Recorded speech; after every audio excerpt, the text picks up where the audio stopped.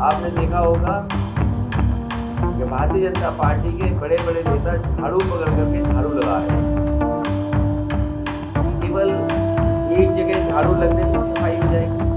2024 लोकसभा चुनाव को लेकर जमीनी स्तर पर तमाम सियासी दलों ने तैयारी शुरू कर दी है। इसी क्रम में समाजवादी पार्टी में लगातार बैठक चल रही है। पहले ब्राह्मण सभा की बैठक हुई और उसके बाद आज समाजवादी पार्टी की महिला सभा की बैठक हो रही है। समाजवादी पार्टी कार्यालय में 2024 के चुनाव को लेकर जबरदस्त तरीके से तैयारियां चल रही हैं। आज पार्टी में महिला सभा की बैठक चली। तस्वीर एक बार हम आपको दिखाते हैं कि समाजवादी पार्टी के राष्ट्रीय अध्यक्ष अखिलेश यादव मौजूद हैं और उसके अलावा अगर हम बात करें तो सांसद डिम्पल यादव और उसके अलावा महिला सभा से जूही सिंह मौजूद है। इसके अलावा समाजवादी पार्टी के जो है राष्ट्रीय और राज्य ये जो है तमाम पदाधिकारी मौजूद है। महिला सभा की ये समाजवादी पार्टी कार्यालय में बैठक चल रही है। बैठक में समाजवादी पार्टी के राष्ट्रीय अध्यक्ष अखिलेश यादव खुद मौजूद है। उसके अलावा अगर बात करें तो सांसद डिम्पल यादव मौजूद है। पूरा ये जो समाजवादी पार्टी का कार्यालय का जो गढ़ है ये इस वक्त होर्डिंग से भरा हुआ है और समाजवादी पार्टी की महिला की राष्ट्रीय अध्यक्ष जूही सिंह भी मौजूद है। ठीक हमारे सामने जो होर्डिंग लगी है उस पर एक नजर डालते हैं और हम आपको दिखाते हैं कि किस तरीके की होर्डिंगों से यहां पर स्वागत किया गया है। ये होर्डिंग लगवाई गई है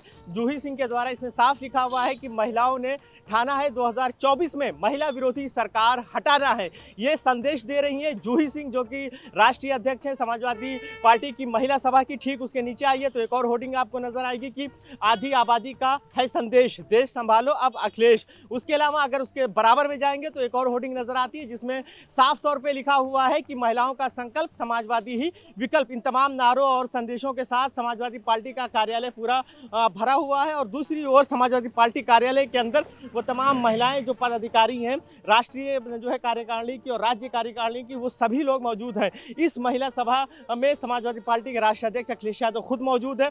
जहां गैर बराबरी के खिलाफ इन्हें खड़ा होना है, वही लगातार जो खबरें मिलती हैं और जो देश के आंकड़े बता रहे हैं, सबसे ज्यादा उत्पीड़न, अन्याय और असुरक्षित महिलाएं कहीं दिखाई दे रही तो वो उत्तर प्रदेश में है।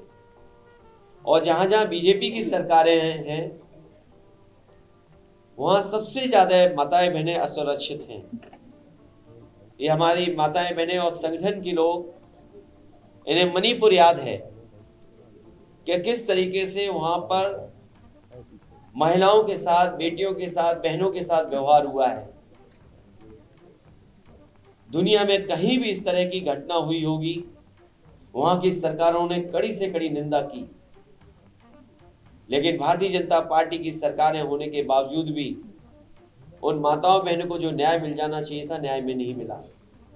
इसी उत्तर प्रदेश में हमने और आपने देखा, एक मां बेटी न्याय के लिए अपनी आवाज उठाती रही और सरकार का बुलडोजर रुका नहीं। उस सरकार के बुलडोजर ने उनके घर में आग लगा दी और उन दोनों की मां बेटियों की जान चली गई। और हर दिन अखबारों में महिला उत्पीड़न की कहीं न कहीं घटना सुनने को मिलती है। जितना सेंसिटिव सरकार को होना चाहिए था, सरकार सेंसिटिव नहीं दिखाई दे रही है, केवल वो नारों में दिखाई दे रही है। अगर नारी सम्मान बचाना है तो हम सबको मिलकर के भारतीय जनता पार्टी को उत्तर प्रदेश से हटाना होगा।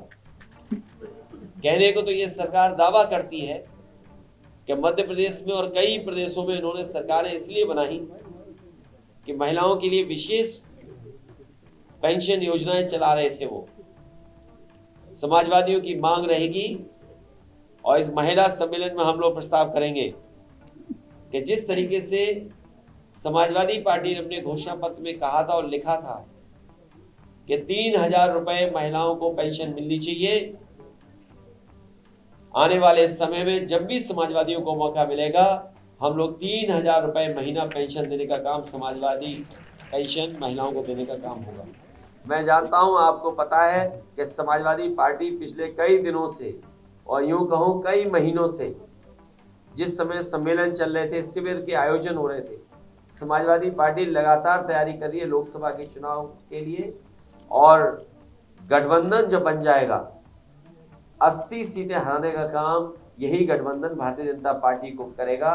और 80 सीटें हराओ, देश से भारतीय जनता पार्टी को हटाओ, संविधान बचाओ, लोकतंत्र बचाओ और नारी सम्मान बचाओ। प्रधानमंत्री जी यहाँ से चुन करके जाते हैं और उत्तर प्रदेश में स्वाभाविक है वो आएंगे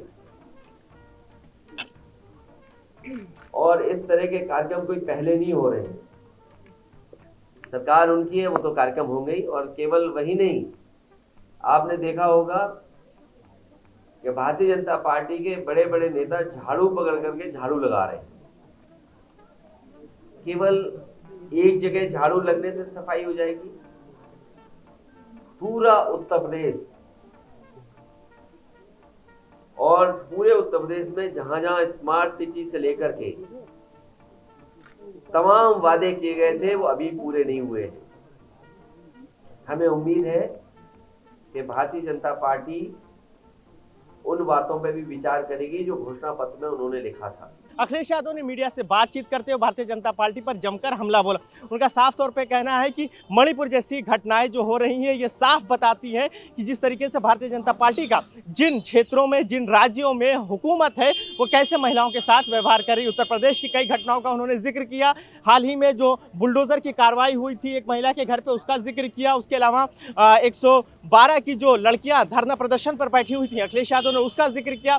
इसके अलावा अखिलेश यादव ने 69,000 शिक्षक भर्ती में जो महिलाएं लगातार संघर्ष कर रही हैं, सड़क पर उतरकर तमाम नेताओं मंत्रियों के आवास का घेराव कर रही हैं, उनका उन्होंने जिक्र किया। अखिलेश यादव ने साफ तौर पे हमला करते हुए कहा कि उत्तर प्रदेश में जिस तरीके से महिला सम्मान और सुरक्षा का नारा दिया जा रहा है उस नारे के खिलाफ पूरी ये सरकार नजर आ रही है। नारे में तो महिलाओं का सम्मान है, विकास है, मगर जमीन पर यह कुछ नजर नहीं आ रहा है।